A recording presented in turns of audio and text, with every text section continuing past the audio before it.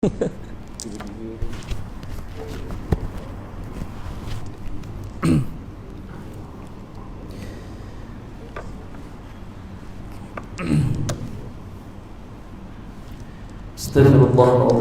alladzi la ilaha illa huwal hayyul qayyum wa atubu ilaih. Astaghfirullahaladzim alladzi la ilaha illa huwal hayyul qayyum wa atubu ilaih. Astaghfirullahaladzim alladzi la ilaha illa huwal hayyul qayyum wa atubu ilaih. A'udzubillahi minasyaitonir rajim. Bismillahirrahmanirrahim. Assalamualaikum warahmatullahi wabarakatuh.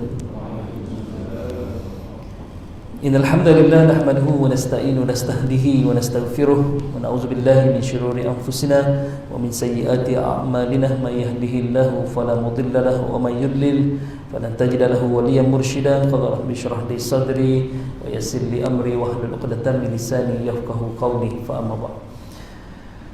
Yang berbahagia Tuan Imam, Tuan Bilal, seterusnya pengerusi serta anggota kuasa Surau Nurus Salam, tuan-tuan dan puan-puan muslimin muslimat yang dirahmati oleh Allah Subhanahu wa taala sekalian. Muslimat dah.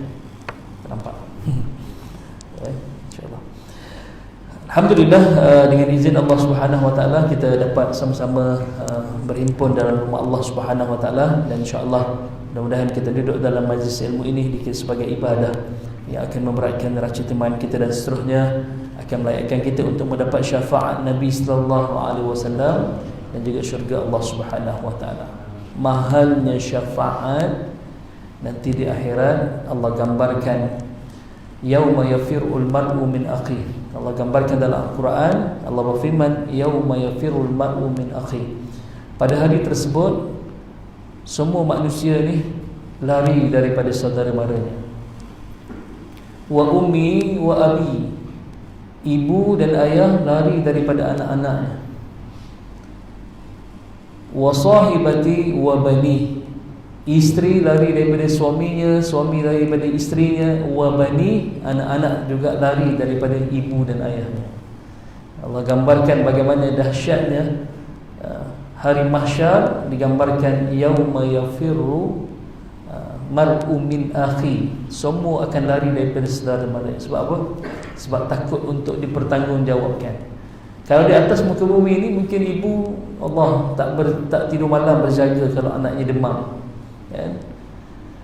Tapi di akhirat nanti baru kita nampak kelibat ibu kita, kita ingin mendapatkan dia, tiba-tiba dia hilang. Dia bukan hilang di tengah-tengah lautan manusia yang ramai itu, tetapi dia melarikan diri daripada bertemu kita, anaknya.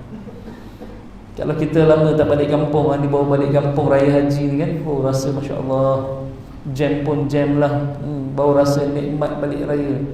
Masa PKP dulu yang awal raya puasa, Allah, menangis seorang-seorang kat rumah kan, rasa ya Allah. Sebab itu orang Melayu memang kalau tak balik kampung tak sah, mesti balik kampung juga kan? Walaupun sesak jam macam mana pun nak balik kampung juga. Tapi bila terhalang nak balik kampung, mak kita yang sebelum ni mungkin beraya dengan kita, tapi seorang pun tak ada anak dia yang balik beraya.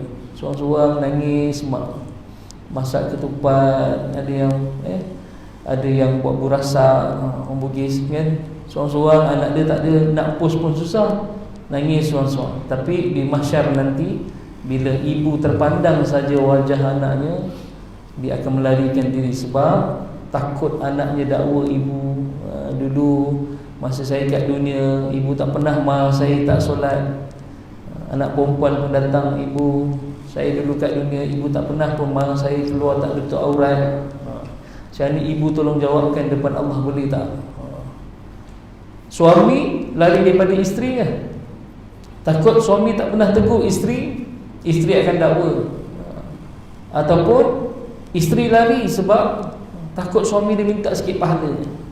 Awak pergi kuliah-kuliah tu, saya izinkan, bagilah sikit pahala. Semua tak nak kan? Seperti gambarannya. Tetapi syafaat datangnya daripada Nabi SAW.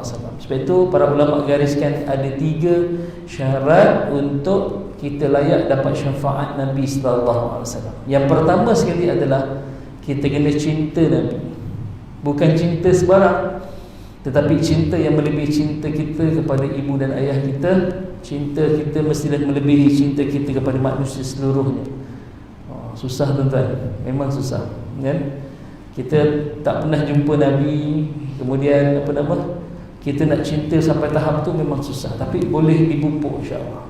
Sebab itulah saya kupas tentang rasional sunnah Nabi SAW semata-mata untuk lahirkan rasa cinta pada Nabi. Oh, rupanya Nabi buat macam ni, kebaikan dia untuk kita. Oh, rupanya ini rahsia di sebalik amalan sunnah Nabi.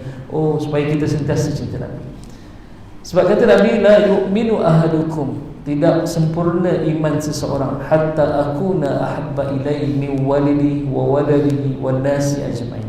Tidak sempurna iman seseorang selagi mana aku tidak menjadi orang yang paling dicintai, melebihi cintanya kepada ibu dan ayahnya, melebihi cintanya kepada anak-anaknya, dan melebihi cintanya kepada manusia yang lain.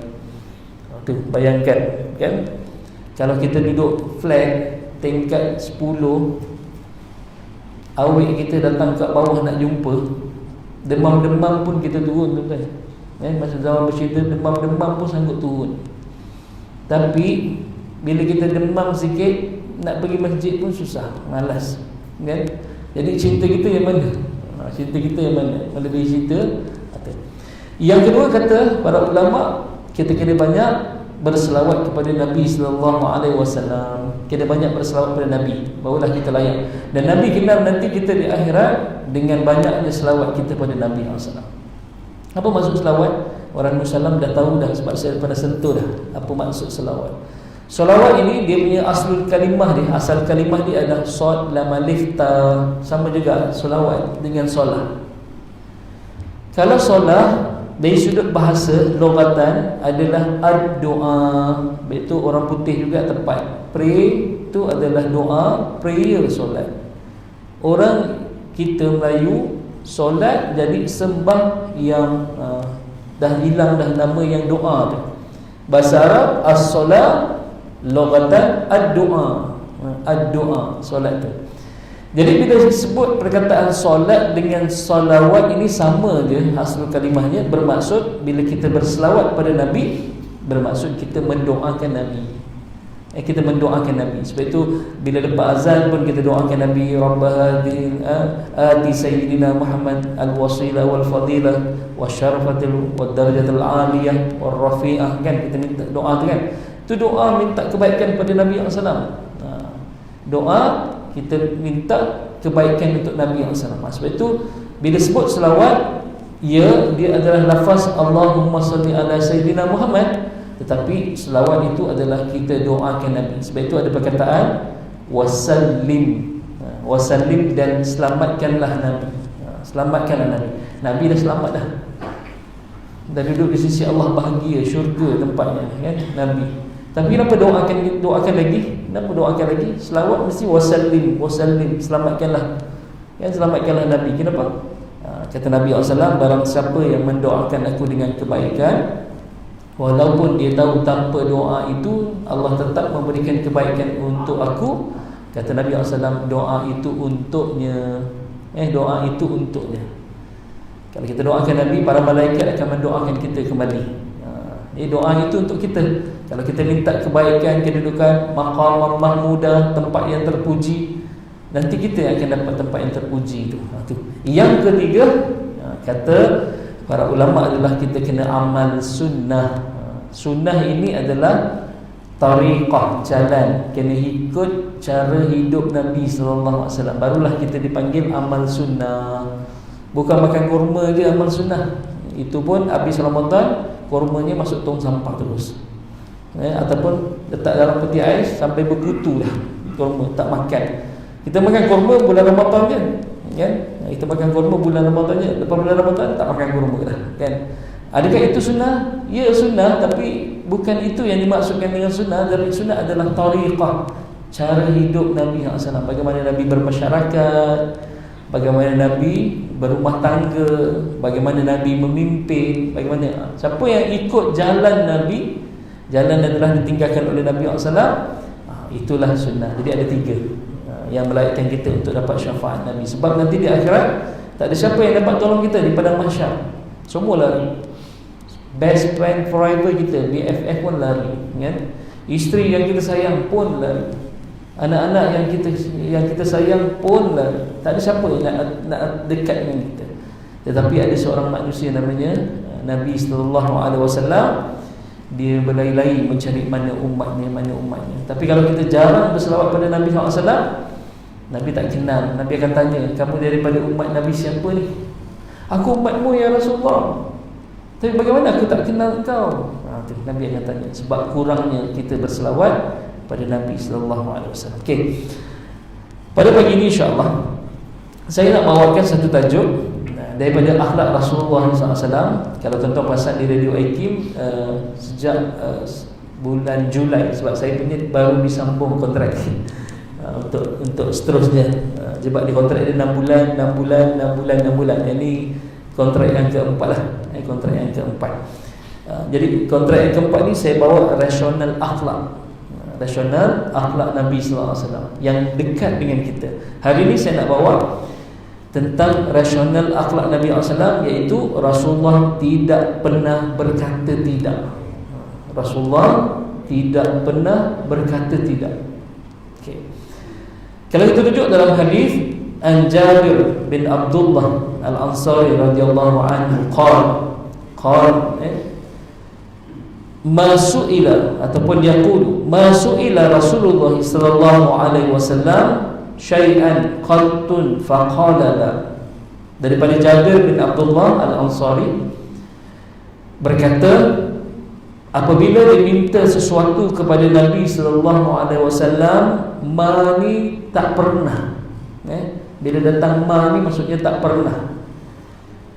Datang lagi perkataan qattun, maksudnya ialah sekali pun tak pernah, sama sekali tak pernah. Itu maksudnya.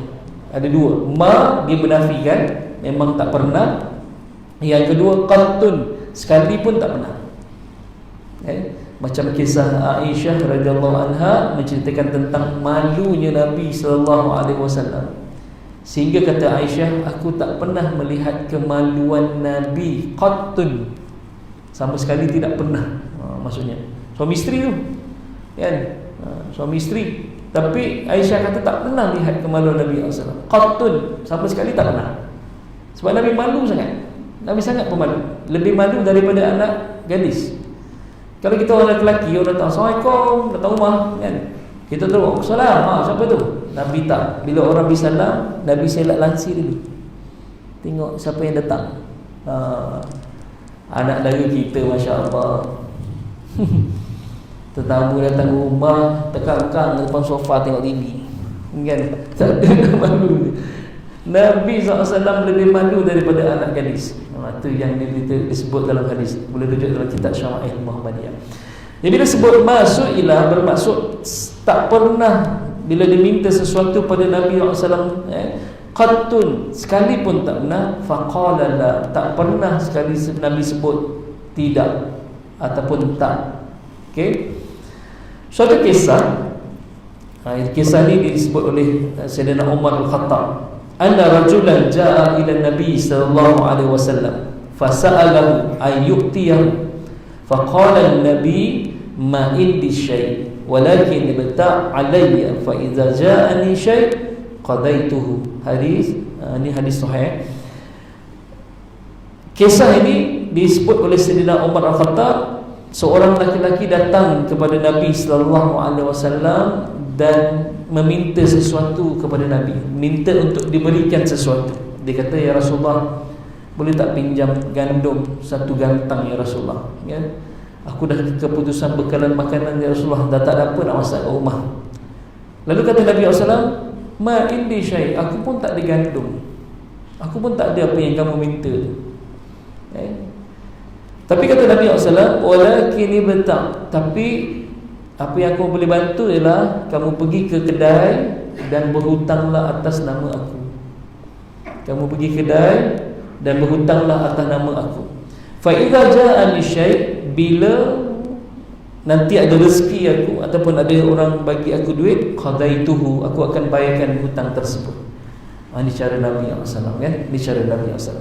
Kalau kita lihat, ya Allah, Nabi ni miskin sangat ke sampai gandum pun tak ada? Tak, Nabi orang kaya sebenarnya, tapi seluruh harta Nabi jadi sedekah. Seluruh harta Nabi jadi sedekah. Nabi pantang ada je Nabi bagi. Itu yang kisah kepala kambing dia round satu Madinah tu. Orang berikan di kepala kambing makan, kan? Kemudian Nabi kata, jiran aku ni dah makan belum jiran aku dia dah makan belum? Lepas tu dia bagi jiran dia semua, bukan potong separuh. Kita mungkin potong separuh, ataupun dah sisa-sisa dia bagi. Macam kalau bulan Ramadan, kan? Lepas buka banyak baki, lepas tarawih baru nak bagi jiran sebelah. Tu takut buang bazir, banyak pula ni loceng pula. Kata alamak, saya pun tak banyak makanan ni. Akhirnya tong sampah, kan? Yang ni bagusnya ialah sebelum buka tu bagi orang sebelah dulu. Jangan bagi dia dekat nak buka, bagi awal sikit. Jadi dia tak payah pergi ke bazar Ramadan. Aduh, jiran sebelah bagi makanan, kan? Tapi kita ni dah baki kita baru nak bagi orang. Itu Nabi SAW, dia rasa jiran sebelah dia makan ke tak? Apa yang diberikan dia satu kepala kambing tu, itu juga diberikan kepada jiran dia. Jiran dia pula fikir, sebelah rumah aku ni lapar ke tak? Dia bagi yang apa yang Nabi bagi tu, dia bagi pada jiran dia. Akhirnya pusing sampai kat Nabi. Nabi kata kat Aisyah, ini bukan kepala kambing yang kita dapat tadi ke? Balik semula. Tu Nabi SAW, kan? Okay. Nabi ni keturunan orang kaya. Betul, Nabi ni keturunannya tak layak terima zakat. Nabi ni keturunan daripada Bani Hashim, Bani Abdul Muttalib, yang kaya raya sebenarnya. Tapi kenapa Nabi susah? Nabi sendiri yang memilih untuk susah. Nabi yang memilih untuk susah. Kan? Tu. Okay. Kalau kita rujuk daripada hadis ni, Nabi tak pernah berkata tidak, satu. Yang kedua, ketika mana Nabi tak ada sekalipun, Nabi tak akan hampakan orang. Nabi tak akan hampakan orang. Sebab itu antara syarah daripada hadis ni, yang pertama adalah dia menunjukkan kepada kita Nabi ni memiliki sifat yang sentiasa pemurah dalam semua hal keadaan. Sama ada Nabi senang ataupun Nabi susah. Mungkin kita ada seorang sahabat dulu memang kita nak pinjam duit dengan dia senang je, kan? Tapi bila musim PKP ni, dia pun kena berhentikan kerja. Dia tak ada, kan? Bisnes pun dah tak ada jalan, kan? Jadi bila orang datang kata, "Syekh, ana pun tak ada, macam mana nak bagi kat entah ni?" Kan? Kata, "Ana pun baru diberhentikan kerja ni, macam mana nak bagi kat entah ni? Ana pun kalau boleh nak pinjam dengan entah." Dan orang tu datang nak pinjam, kan? Nabi tak. Nabi sentiasa pemurah pada semua keadaan. Kita mungkin berbeza. Kita pemurah bila kita ada. Bila kita tak ada, kita pun jadi marah, kan? Bila orang datang nak pinjam kepada kita, tak faham ke? Aku kan dia tak tahu, baru berhenti kerja, kan? 6 bulan tak ada gaji, 6 bulan notis kerja tak tanpa gaji. Tak faham ke? Sekarang musim PKP, kan? Tapi Nabi tak. Nabi sentiasa pemurah. Itu beza kita dengan Nabi SAW. Kemudian Nabi ni sifat dia tak suka menghampakan orang lain. Nabi tak suka menghampakan orang lain. Contohnya tadi, bila Nabi tak ada, Nabi kata, kamu pergilah ke kedai dan berhutanglah atas nama aku. Berhutanglah atas nama aku. Bila dengan nama Nabi, maksudnya Nabi yang nak hutang, semua berlumba-lumba nak berikan kepada Nabi SAW. Sebab itu Nabi jarang berhutang. Nabi jarang berhutang. Dan kalau Nabi berhutang sekalipun, ada cara Nabi berhutang. Bagaimana? Nabi gadaikan barang yang dimilikinya untuk meminjam. Contohnya baju besi Nabi SAW.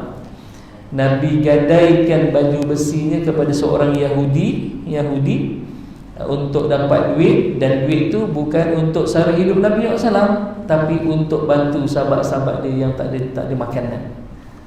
Tak ada makanan. Sampai Nabi wafat, Nabi tak sempat bayar kalau kita gunakan dengan bahasa kasar, maksudnya Nabi tak mampu nak bayar hutang tersebut. Betul. Cara berhutang, kalau kita nak pinjam, kita letak satu, kita panggil gadaian. Gadai, kita istilahnya gadai, macam pajak gadai. Kita letak emas, pinjam duit, ya? Nanti sampai satu tempoh kita tak boleh bayar, Duit tu emas tu diambil lah orang yang hutang, tapi dengan syarat dia kena minta izin dulu. Ada berbeza gadaian yang tak Islam dengan gadaian bukan Islam, dia berbeza dia berbeza. Okey. Cuba tuan-tuan tak ada duit, nak pinjam 10,000 kan contohnya, saya pinjam 10,000 tapi anda bagi kunci kereta MERS anda kat hantar. Selagi mana anda tak bayar, anda pakailah MERS ni. Anda kata satu tempoh nanti anda tak boleh bayar, MERS ni anda ambil lah. Orang ni pun tak adalah kejar, tak apa lah, tak bayar aku pakai MERS kan? Anda kata dia tak boleh bayar, MERS ni aku punya. Jadi dia takkan ada, nanti di akhirat takkan orang tu tuntut sebab ada gadaian kan, ada gadaian. Jadi kalau kita nak pinjam barang ataupun nak pinjam duit kat kawan, beri gadaian, letak handphone dia, letak nak share ni kunci motor Y suku anak baru beli 6,000 ni, tapi anda nak pinjam kat hantar 5,000 je, boleh tak? Kata. Nanti sampai tahap hantar ni kesian anda tengok anda bayar. Anda bayarlah semua, berapa harga motor ni yang anda beli? 6,000. Tak apalah, anda tambah lagi 1,000. Jadi anda tak payahlah bayar hutang anda balik, sebab motor tu harga 5,000, ni yang anda tambah lagi harga 1,000 tu untuk harga motor. Yang tak pinjam 5,000, itu cara berhutang sebenarnya. Sebab itu Nabi SAW tak suka hampakan orang, tak suka hampakan orang. Jadi ada konsep hutang ni, sahabat-sahabat, ada seorang sahabat saya memang Allahu Akbar, pemurah sangat, sehingga kan kalau saya puji barangnya, susah nak jumpa manusia macam ni. Ustaz juga, kalau saya sebut namanya, tuan-tuan mesti kenal ustaz ni kan? Siapa dia? Ustaz Muhammad Abdullah Al-Amin. Memang ya Allah, sekarang dia pakai apa tuan-tuan? Dia pakai Lamborghini Ustaz Abid Liu pun yang kaya tak pakai Lamborghini, dia pakai Lamborghini kan? InsyaAllah rezekinya melimpah ruah. Sebab zaman sekolah dulu, saya hati sekolah dengan dia, zaman sekolah, janganlah puji. Kawan-kawan pun dah tahu dah, kalau puji dia mesti dapat. Contohnya jam tangan, panggil dia Mat, nanti beli kat mana jam tu? Kenapa? Cantik cantik lah. Buka terus nak ambil Lepas tu pen ni tak beli kat mana? Kenapa? Yang tak suka pen ni? Tak adalah. Tak, kalau tak suka ambil lah, bagi. Cakap ya Allah, tu pemurah ni. Sebab itu Nabi SAW ajar kita, kalau ada orang datang nak pinjam duit, ni masa PKP ni mungkin ramai orang, kawan-kawan kita nak datang pinjam duit kan. Yang diajarkan oleh Nabi SAW adalah,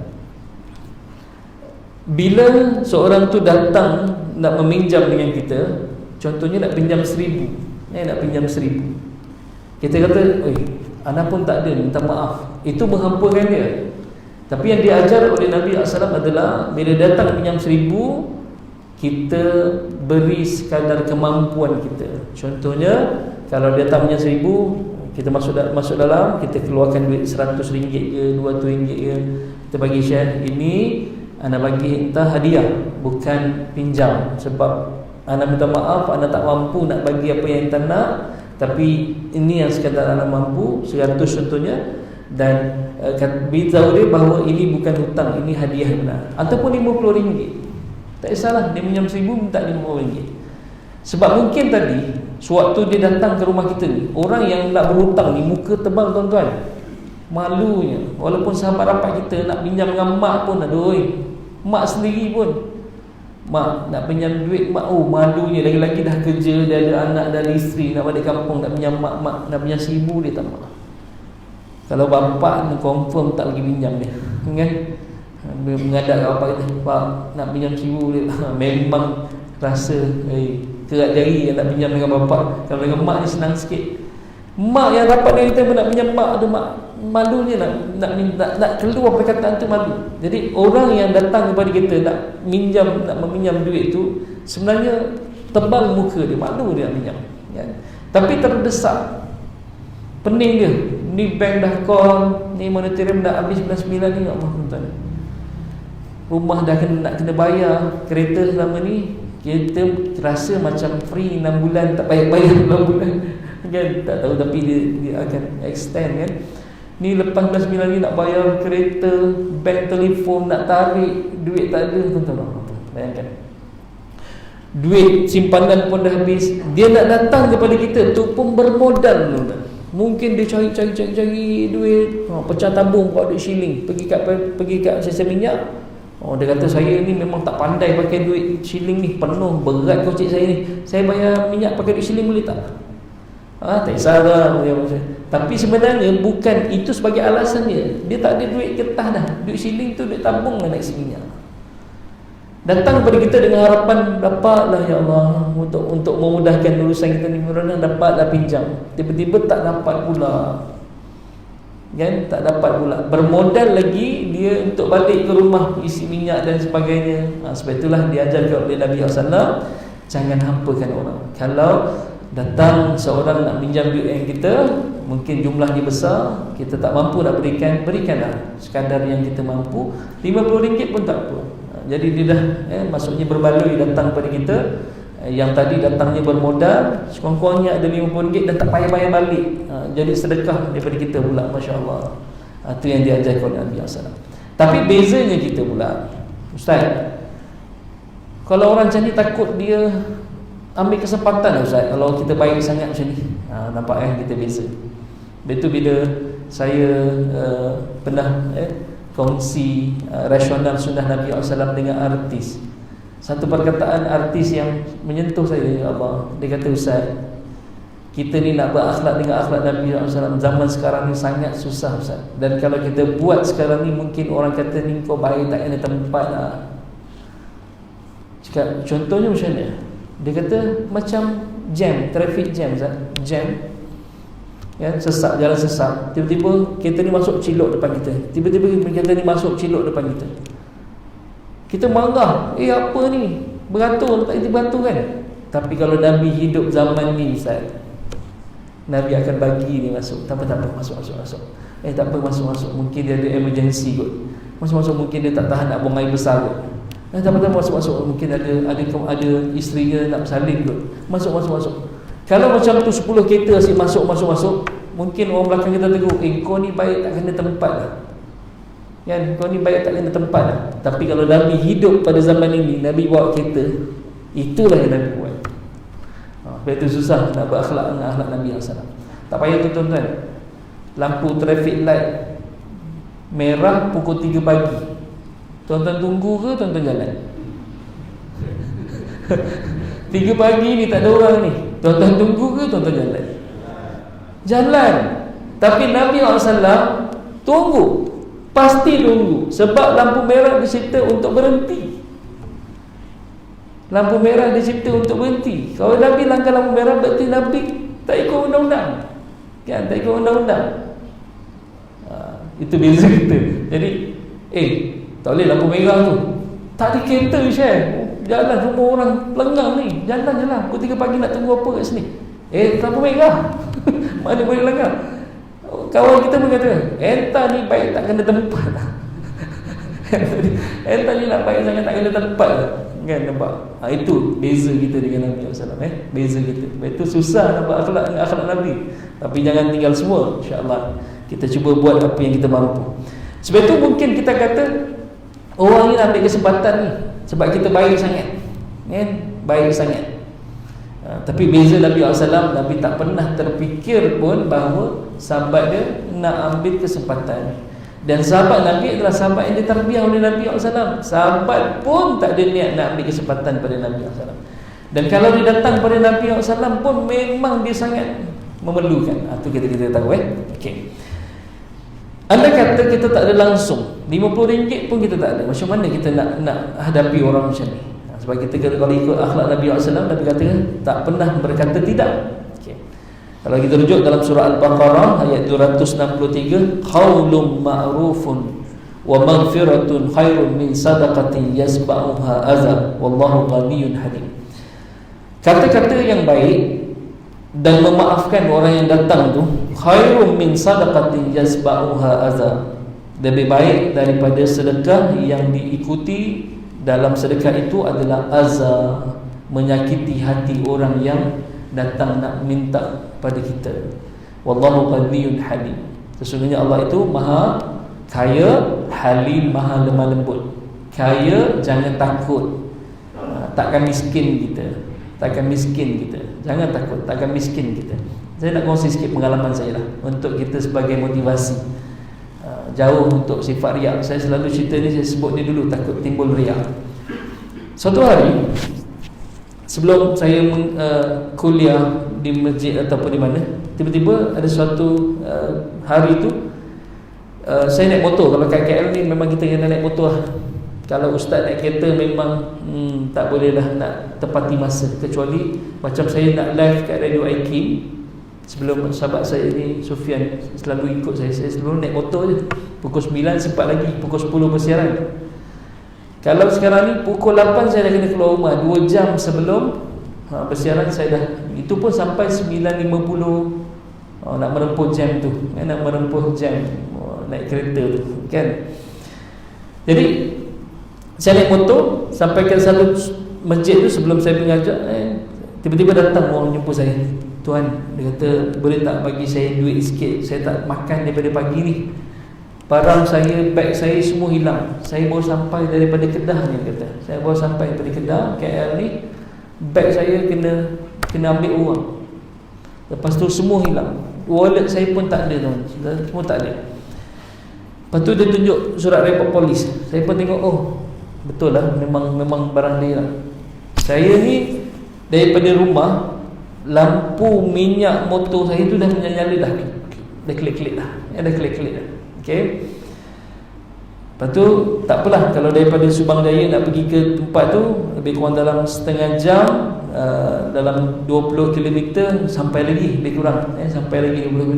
Jadi tak apalah, nanti selepas saya mengajar balik tu saya isi minyak motor lah, sebab tahu dalam duit dalam kocek ni ada RM10 dan RM1. Bila dia minta sumbang, saya beri RM1 dulu. Saya keluarkan RM10 dan RM1, saya bagi dia RM1. Sebab RM10 saya isi minyak motor ni. Kalau balik ni saya tak isi minyak motor, menyurung saya kan. Jadi saya simpan RM10 tu, saya bagi RM1. Lepas tu dia pun ambil, terima kasih, dan lepas tu dia pun jalan. Dalam perjalanan cakap, apa dia nak makan RM1 ni? Saya baru beli air mineral pun dah RM1.20 dah. Dia nak makan apa RM1 ni? Saya panggil, bang, pulangkan balik duit RM1 tu. Dia terkejut, apa ustaz ni? Kan? Minta lah dia duit RM1 pula. Tahu tak, abang pulangkan duit RM1 tu, dan saya bagi abang RM10. Sebab abang nak makan apa RM1 tu kan? Saya bagi dia RM10. Jadi saya masuk balik dengan RM1 dalam kocek. Pun saya raba-raba kat dalam. Saya suka simpan duit dekat wallet lah, selit-selitkan supaya dia kata ada emergency, saya selalu selit RM50. Jadi saya puas cari, tak ada, memang dah tak ada. Saya pernah terguna kot, saya tak letak balik RM50 tu. Puas saya cari. Lepas tu bila saya dah habis mengajar, saya terus turun. Tuan-tuan kalau tahu Federal Highway dekat KL tu, dia tak ada sesi minyak kiri kanan, kecuali kita keluar ke Petaling Jaya ataupun keluar ke Subang Jaya. Saya turun tu, astagfirullahaladzim, saya lupa isi minyak motor. Allahu Akbar. Saya ingat lagi bank jam nak keluarkan duit isi minyak motor. Lepas tu tawakal kan, nak naik ke PJ kat mana sisa minyak nak cari. Kalau saya naik nanti kan tak jumpa sisa minyak lagi, teruk. Tak apalah, saya tawakal. Tuan-tuan, saya pelik, sampai kat rumah minyak motor saya tak habis. Motor berkelip tu, tuan-tuan kalau dengar Radio IKIM ada satu rancangan otomotif tu kan, Insinyur apa, Datuk Muhammad Dalik tu. Dia beritahu kalau minyak motor berkelip 20 km boleh pergi. Kalau minyak kereta berkelip 60 km boleh pergi. Kalau terperangkap dalam kesesakan lalu lintas, jam, boleh bertahan 2 jam lampu menyelip berkelip. Berarti ada spare lagi. Minyak 20 km je. Tadi pada rumah mungkin ada tinggal sikit je, 1 km 2 km mati lagi. Tapi yang pelik, sampai rumah boleh sampai. Saya betul, astagfirullahaladzim, macam mana ni? Lepas tu isteri saya ni suka bergurau-gurau kan. Kadang-kadang kalau dia nak pergi pasar, abang bawa balik ceramah kan. Mana duit ceramah tadi, nak beli sayur di situ. Jadi balik kali ni dia suka ambil duit dalam kocek saya. Ambil duit dia. Dia suka bergerak itu. Ambil duit abang. Kan dia tarik duit tu RM10 dan RM1. Saya tu macam mana ada RM10 dan RM1? Sedangkan saya beritahu, tadi RM10 abang dah bagi orang dah. Memang dah raba habis ni. Tak ada langsung duit, melainkan RM10 dan RM1 tadi tu. Macam mana boleh dapat RM10 tadi ni? Mana datang? Lepas tu dia cakap, Allah, dia tu mengalir mata lah. Ya Allah, kau pulangkan balik aku RM10 tadi, ya Allah. Kan? Lepas tu saya melawak dengan isteri saya. Tadi abang tak ikhlas sebenarnya, abang bagi dia RM1 dulu. Kan? Lepas tu fikir RM1 apa dia boleh makan, baru abang panggil dia, abang bagi RM10, RM1 abang simpan. Kalau abang ikhlas daripada awal, mungkin awak tarik lagi RM1,000 terus.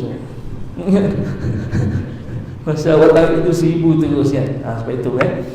Kalau kita tak ada, sebab itu anda kata ada RM1 pun, kadang mulut kita orang Melayu ni, masyarakat kita ni, dia ada duit, takkan tak ada lah, mesti ada punya lah kan. Kecuali memang tak ada langsung, tapi memang ada lah. Tapi mulut kita suka cakap, aku pun tak ada lah. Tu memang tak ada terus ada. Kita selalu cakap, mak, nak duit mak? Mak mana ada duit? Nampak mulut kita, mak mana duit? Sedang RM1 tak ada mak? RM1 ada lah. Tu ada. Kata tak ada. Kita mulut kita suka, aku pun tak ada Syekh, kering ni, memang kering habis ni. Sedangkan ada, mesti ada kan. Tapi takut dengan tu yang menyebabkan kita memang kering terus. Sebab kita dah doa, saya tak ada. Orang nak minyak tak ada kan. Aku pun kering, memang kering betul lah. Sebab itu ada RM1 bagi RM1 je. Ada RM5 bagi RM5 je. Macam tu tu.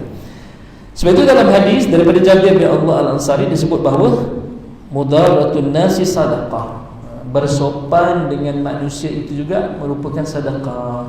Jadi kalau kita memang dah tak ada langsung, kita kata Syekh minta maaf, anda pun memang tak ada Syekh, memang tak ada, betul, memang tak ada apa, RM1 yang minta pun memang tak ada. Itu pun dah dikira sebagai sedekah. Itu pun dikira sebagai sedekah. Kan? Itu seterusnya.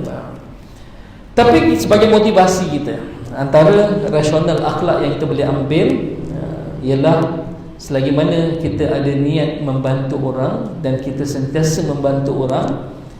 Nabi sebut dalam hadis daripada Abu Hurairah radhiyallahu an, man naffasa an mu'minin, barang siapa yang nafasa. Nampak perkataan nafasa ini sama dengan bahasa Melayu kita, nafas. Orang yang tak ada duit ni, memang keperluan dia nak bayar lagi. Bank dah kas telefon, cik, kita terpaksa keluarkan surat tarik ni. Time tu selimutkan kat mana, hantar kat kampung kita punya kereta, letak bawah pokok manggis ke, tutup dengan canvas supaya bank tak jumpa kita punya kereta. Risau, bank telefon, alamak, bank telefon lagi, sesak nafas kita. Tapi bila ada orang beri kita bantuan, alhamdulillah, boleh settlekan sebulan. Itu manafasa. Walaupun dalam terjemahan nafasa ni, barang siapa yang melepaskan satu kesusahan daripada orang mukmin, kesusahan di dunia, nafasallahu anhu kurbatan min kurabi yaumil qiyamah. Allah akan melepaskan untuknya nanti daripada kesusahan daripada di hari akhirat. Di hari akhirat. Ini motivasi pada kita. Manafasa, siapa yang melepaskan. Maksudnya kalau kita beri sikit pun, dia kata alhamdulillah ya Allah, tak apalah, tak dapat bayar 3 bulan, bayar sebulan pun alhamdulillah, bank dah tak telefon dah, ataupun tak keluarlah surat tarik tu. Tapi tuan-tuan, surat tarik ni keluar 2 bulan 21 hari. Itu memang polisi bank. 2 bulan 21 hari memang surat tarik keluarlah. Surat tarik keluar. Jadi kalau kita bayar sebulan, selamat, selamat. Andai kata kalau tak boleh tarik pun, bayar sekadar mampu, bank pun terima. Saya sebut kawan saya, dia kerja bank, dia kata jangan tak sambut je. Kalau entah tak sambut, kita anggap entah tak nak bayar, entah nak lari. Kalau kena bayar contohnya 1,000, entah bayar 500 pun okey, bank tak akan ambil tindakan. Yang penting ada rekod bayaran bulan, kan? Ada rekod bayaran bulan tu. Jadi kena bayar 100 ke 200, yang penting ada. Yang penting ada. Okey? Tu. Dan kalau kita rujuk, yang kedua adalah wallahu fi aunil abdi ma kana abdu fi auni akhi. Pertolongan Allah tu akan sentiasa bersama hamba-Nya selagi mana hamba-Nya itu sentiasa menolong saudaranya. Kalau kita tolong orang, Allah akan sentiasa tolong kita. Bila kita nampak macam duit kita habis, tapi banyak Allah akan gantikan dengan duit tersebut. Contohnya tadilah pengalaman ya, sedekah tadi tu untuk motivasi kita. Okey, selesai. Kita sebut tak ada nama-nama sikit ya, SOP kena setengah jam ni kan. Tapi tak apa, saya tambah sikit.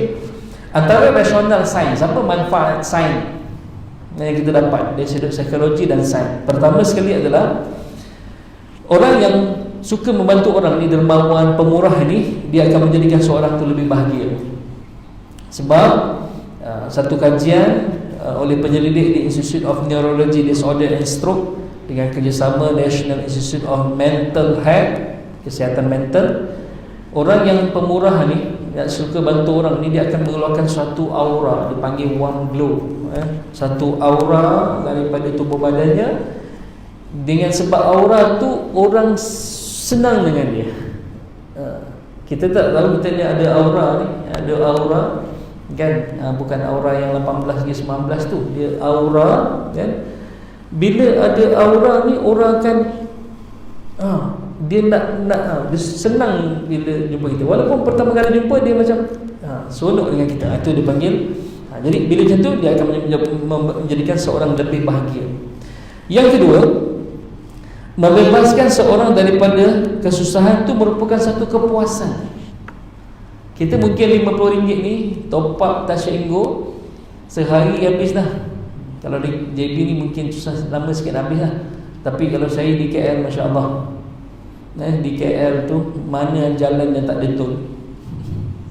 Baru lepas tol, kena tol lagi. Masa saya duduk di USJ tu, Subang Jaya. Subang Jaya tempat orang kaya. Saya duduk USJ 7 tahun yang lalu, sewa rumah kat sana kan. Duduk di USJ tu, USJ Subang Jaya dibelah dengan 5 highway. 5 highway, LDP, NPE, Kesas kan, Ili. Keluar rumah je tol, keluar rumah je tol. Dia pula tahu daripada KL satu tol baru masuk highway. Sebelum exit naik ke Subang Jaya, satu tol lagi RM2.60. Satu tol lagi RM2.60. Lepas daripada tol USJ ni sampai ujung tak ada tol lah. Sampai ujung tak ada tol. Dia tahu orang USJ ni orang kaya, jadi dia buat tol kat situ supaya dia boleh collect juga. RM50 ni sekejap je tuan-tuan. Tapi bila kita beri bantuan kepada orang miskin, kita bagi RM50, dia ambil duit tu, dia cium, Allah, terima kasih, ya Allah, Alhamdulillah. RM50. Kita orang pening, RM50 pun Masya Allah cium macam duit RM50,000. Tapi itulah dia, memang dia sangat memerlukan. RM50 pun alhamdulillah. Macam kita lah, tak ada duit, tiba-tiba terselit, ayo ada lagi RM50, ya Allah. Seronok ni. Tadi ingat dah tak ada duit dah, koik-koik, kat mana datang RM50, terselit lagi RM50. Oh, seronoknya. Sebab itu orang yang membebaskan orang daripada kesusahan ni, dia akan rasa kepuasan. Sebab apa? Rupanya ada suatu cair, dia panggil hormon endorfin, akan keluar dalam kepala kita ni, yang menyebabkan kita ni rasa seronok, feel of good. Kita rasa seronok sangat. Macam isteri kita lah, masak-masak, suami dia makan, seronoknya kan. Cuba dia masak, kita balik, bang makan bang. Alah, abang baru makan kat kedai Haji Aziz tu lah. Mana kenyang lah. Haji Aziz buka kedai, tak buka, alamak, lepas sana mi Bandung. Baru nak plan nak makan mi Bandung kan. Dia, abang dah kenyang lah tadi. Oh, tadi Pak Imam belanja, aduh kenyang sangat lah, abang tak larat dah makan lah. Tak apalah, simpan lah. Isteri penat aku masak, dia kata. Balik-balik cakap dah kenyang, balik cakap kenyang. Sebab itu kalau kita suami ni kena pandai, dah kenyang pun jangan cakap kenyang. Hidang-hidang tak apa, abang makan sikit je, malam-malam makan banyak-banyak. Alasan, jangan sia-sia cakap abang tadi dah makan kat luar, pantang perempuan, pantang perempuan. Jangan saya tadi abang dah makan kat luar, jangan. Jadi makan juga. Jadi bila kita makan masakan dia turun, dia rasa puas, dia akan rasa puas. Sebab ada cair yang keluar daripada otak ni, namanya hormon endorfin, yang bila keluar tu dia akan menyebabkan kita ni rasa seronok, rasa tu dia panggil Bila hormon endorfin ni keluar, imunisasi badan kita makin meningkat. Jadi imunisasi ni sistem daya lawan tahan penyakit lagi kuat. Jadi kita tak mudah untuk sakit, tak mudah untuk sakit. Betul-betul. Macam chef lah, dia masak, dia hias apa semua. Bila orang makan, Kalau orang tu makan ngangguk ini, dia confused, sedap ke tak sedap. Sebab chef cara isyarat sedap macam ni, dia giling kepala. Tu beza. Kita nak tak? Nak. Tak nak tak nak. Tu di luar lain. Tapi bahasa chef, bila orang makan dia giling kepala tu sedap. Bila orang kata best, terbaik, lepas tu bagi komen, masakan ni terbaik, ini terbaik, rasa puas. Rasa puas sebab kekreatifan dari sudut masakan tu orang hargai. Sebab itu dia akan rasa kepuasan. Seterusnya, yang ketiga adalah dia akan memperbaiki hubungan sesama manusia. Kalau kita jadi orang pemurah, buang dulu yang tu. Jangan ikut kita, ikut Nabi SAW. Buang dulu yang kita kata, kalau aku selalu tolong dia, nanti dia ambil kita naik lemak lah. Nanti asyik datang nak minjam dulu, tak bayar-bayar lagi, kan? Senang kan? Kita buang tu. Sebab Nabi tak langsung terfikir untuk tu. Tu beza. Kita kena buang tu. Sebab kita bila jadi orang pemurah, orang akan senang dengan kita. Orang akan senang dengan kita. Kita tak minta pun, tiba-tiba hujan, macam mana aku nak keluar ni? Ni orang selalu yang beri aku pinjam ni. Dia dah Haji, pakai payung saya tak apa. Sebab kita dah selalu tolong dia. Kita tak minta pun. Tak apa. Tak apa je ni. Ambil payung saya, tak apa, bila-bila boleh pulang payung, tak apa. Kita pun cakap, baiknya orang ni. Kita lupa rupanya dia lah selalu minjam duit dengan kita. Nampak? Tapi kadang-kadang kita pun kata, patutlah dia selalu tahu ni baik sangat dengan aku, hutang lepas pun tak bayar lagi. Itu kita. Jauh sangat akhlak kita dengan akhlak Nabi SAW. Nabi tak pernah terfikir langsung. Sebab itu Nabi tak pernah mungkin. Sebab qaulun ma'rufun khairun min, dalam Al-Quran ayat seterusnya tadi tu, ayat 263 tadi. Ayat 264, ya ayyuhallazina amanu la tubtilu sadaqatikum bil manni wal adha. Wahai orang-orang yang beriman, jangan kamu batalkan, jangan kamu rosakkan sadaqatikum, sedekah kamu, bil manni wal adha, dengan cara mengungkit-ungkit dan mengherdik orang yang meminta. Tadi mungkin kebaikan kita dulu pinjamkan dia tak bayar lagi, tak apa. Tak bayar lagi tak apa. Ini bagi orang yang meminjam pula, kalau dia ada kemampuan dia tak bayar, itu jadi dosa pada dia. Bayangkan kalau hari ni dia mampu tapi dia tak bayar, hari ni dosa. Besok dia mampu tapi dia tak bayar, dosa lagi. Esok mampu, dia ada duit tapi dia tak nak bayar, dosa lagi. Itu bagi orang yang berhutang bahaya. Orang yang berhutang bahaya kan. Sebab itu Nabi SAW tak nak solatkan jenazah orang yang ada hutang. Nabi tak nak solatkan jenazah orang yang ada hutang. Sebab itu pula nanti kita bicara bab hutang lain pula, bab pemberi hutang ni dulu. Okey, jadi cukup sekali itu. Sebagai ulangannya, pertama sekali adalah Nabi tidak pernah berkata tidak. Itu yang pertama. Kalau Nabi tak ada pun, Nabi akan sebut kepada sahabat tu, kamu pergilah ke kedai dan berhutanglah atas nama aku. Jadi kita boleh ikut Nabi SAW. Dan antara ciri-ciri akhlak Nabi SAW adalah Nabi ini sentiasa pemurah. Sentiasa pemurah bermaksud semua hal keadaan, susah ke senang ke, Nabi sentiasa pemurah. Yang kedua, Nabi tak suka hampakan orang. Nabi tak suka hampakan orang. Yang ketiga, kalau tak ada langsung diajar oleh Nabi SAW, kita berikan kata-kata yang baik ataupun bersopan dengan dia, itu juga merupakan sedekah. Yang keempat, rasional dia, apa yang kita dapat bila kita melepaskan satu kesusahan orang mukmin atas muka bumi ini, Allah akan melepaskan kesusahan kita nanti di akhirat. Yang kedua, Allah sentiasa membantu hambanya selagi mana hambanya sentiasa membantu saudaranya. Rational science yang kita dapat, pertama, dia akan menjadikan kita lebih bahagia sebab akan mengeluarkan suatu aura yang semua orang nak rapat dengan kita. Yang kedua, membebaskan seorang daripada kesusahan adalah satu kepuasan sebab akan keluar suatu cair namanya endorfin yang kita akan rasa seronok, kita akan rasa gembira. Yang ketiga adalah kita akan memperbaiki hubungan sesama manusia. Tadi kalau hormon endorfin tadi keluar, dia akan meningkatkan imunisasi badan, yang daya lawan penyakit tu kuat, tinggi bagi dalam kita. Jadi kita susah nak sakit, jadi kita akan sentiasa sihat. Dan terakhir tadi, kita akan memperbaiki hubungan sesama manusia. Cukup sekali itu. InsyaAllah tuan-tuan minta maaf Dah 2 kali dah sepatutnya saya berkuliah di sini, ya. Tapi dua-dua terpaksa dibatalkan. Pertama dulu saya tak silap, sahabat saya Sufian, atuknya meninggal, nenek meninggal. Jadi sepatutnya besoknya kuliah subuh kat sini, kita terpaksa balik awal sebab Sufian terpaksa balik ke Langkawi hari itu juga. Yang kedua 2 minggu lepas lah, tak silap, untuk dijemput. Tapi asalnya ada program di Johor. Jadi saya maklumkan saya akan balik Johor, tiba-tiba program tu ditangguhkan. Jadi kalau datang semata-mata untuk Darussalam daripada KL boleh juga, tapi balik bagilah saya kunci mas. Kan, itulah insya-Allah. Jadi juga saya itu yang baik Allah SWT. Tuan-tuan dah tahu kan buku ni, jadi tak payah saya bawa lagi buku kalau tuan nak beli kan. Buku biografi Agung Rasulullah, buku wirid cinta pada Allah, hanya aurat ketua wanita, dan ucap alhamdulillah insya-Allah. Kalau tak buat duit, tuan-tuan tahu, ada tak buat duit ni pun pakai blanket ni, pakai seluar dalam ke tak, Allah alam. Okay, jadi tahu tak buat nak selit mana duit tu, kocek pun tak ada. Nak bayar online pun boleh, tuan-tuan, insya-Allah. Tulis nama je, nanti kita bagi nombor akaun. Wallahu a'lam bisawab. Aku qul hadza astaghfirullah li wa lakum. Assalamualaikum warahmatullahi wabarakatuh. Auzubillahi minasyaitonir rajim. Bismillahirrahmanirrahim.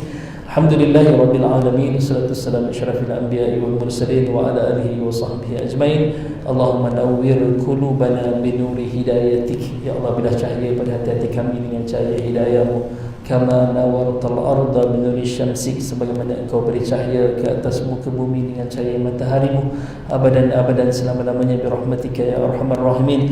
Allahumma faqihna fid din. Ya Allah, berilah kami kefahaman mendalam tentang agama-Mu ya Allah, wa alimna ta'wil, dan berilah kami kefahaman mendalam tentang Al-Quran-Mu ya Allah. Ya Allah, beri kami kekuatan untuk mengamalkan sunnah Nabi Muhammad sallallahu alaihi wasallam. Mudah-mudahan dengan kami mengamalkan sunnah, layaklah kami untuk boleh syafaatnya yang akan menyelamatkan kami daripada api neraka-Mu ya Allah. Rabbana atina fid dunya hasanah wa fil akhirati hasanah wa qina adzabannar. Wa sallallahu ala sayyidina Muhammad wa ala alihi wa sahbihi wa baraka wa sallam. Walhamdulillahi rabbil alamin. Taqabbalallahu minkum minna wa minkum taqabbal ya karim.